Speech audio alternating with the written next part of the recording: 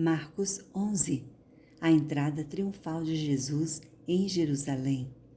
Quando se aproximavam de Jerusalém, de Betfagé e Betânia, junto ao Monte das Oliveiras, enviou Jesus 2 dos seus discípulos e disse-lhes: Ide à aldeia que aí está diante de vós e, logo ao entrar, entrareis preso um jumentinho, o qual ainda ninguém montou, desprendei-o e trazei-o. Se alguém vos perguntar, por que fazeis isso? Respondei, o Senhor precisa dele e logo o mandará de volta para aqui. Então foram e acharam o jumentinho preso junto ao portão, do lado de fora, na rua, e o desprenderam. Alguns dos que ali estavam reclamaram: Que fazeis soltando o jumentinho?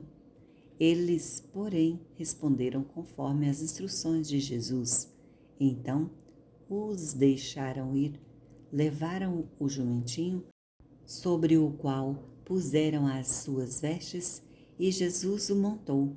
E muitos estendiam as suas vestes no caminho, e outros ramos que haviam cortado dos campos, tanto os que iam diante dele como os que vinham depois, clamavam: Hosana, bendito o que vem em nome do Senhor, bendito o reino que vem, o reino de Davi, nosso Pai, Hosanas nas maiores alturas. E, quando entrou em Jerusalém, no templo, tendo observado tudo como fosse já tarde, saiu para Betânia com os 12, a figueira sem fruto.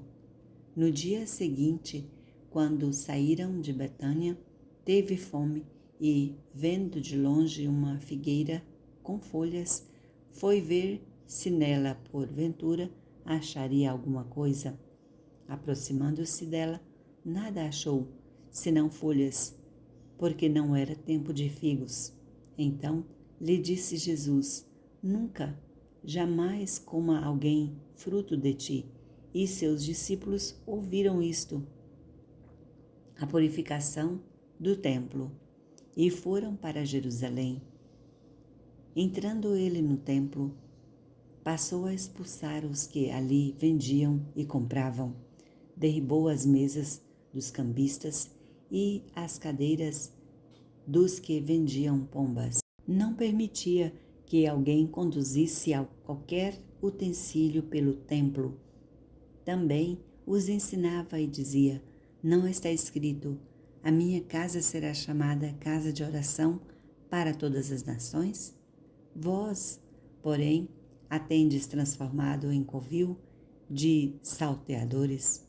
E os principais sacerdotes e escribas ouviam estas coisas e procuravam um modo de lhe tirar a vida, pois o temiam, porque toda a multidão se maravilhava de sua doutrina.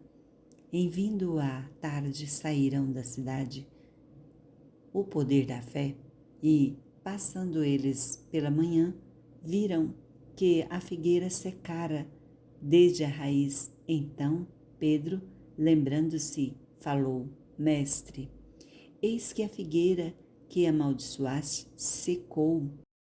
Ao que Jesus lhes disse: Tendo fé em Deus, porque em verdade vos afirmo que, se alguém disser a este monte: Ergue-te e lança-te no mar, e não duvidar no seu coração, mas crer que se fará o que diz, assim será com ele.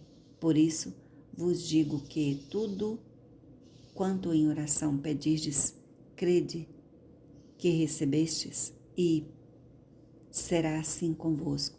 E quando estiverdes orando, se tendes alguma coisa contra alguém, perdoai, para que vosso Pai Celestial vos perdoe as vossas ofensas.